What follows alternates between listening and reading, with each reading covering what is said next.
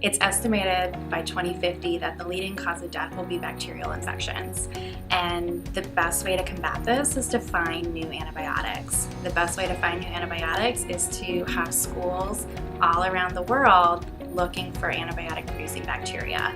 And the Small World Initiative pilots this program to help schools know how to go through this process, teach their kids authentic science about how to work with bacteria and the safe ways to do it, and try to find these antibiotic-producing bacteria that could one day maybe be the new antibiotic on the market.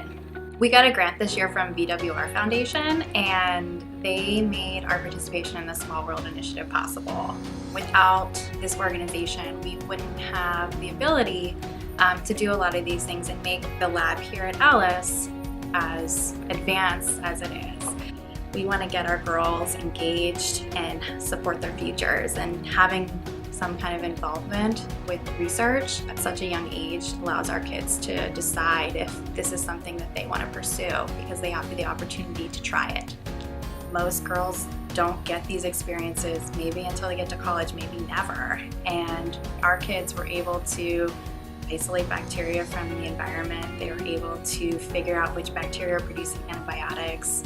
They were able to then figure out what genus is producing these antibiotics.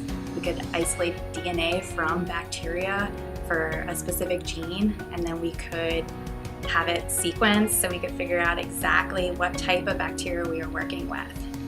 A student really doesn't understand what it means to be a scientist when they graduate from a normal bio program. But the students here at Ellis get to have this hands-on, real scientific research in their classroom using tools that you would find in any college and university around the country. And we wouldn't be able to do this without the support of Small World Initiative and VWR Foundation. And we actually did find almost 40 antibiotic-producing bacteria. It makes me really excited to see what we find next year.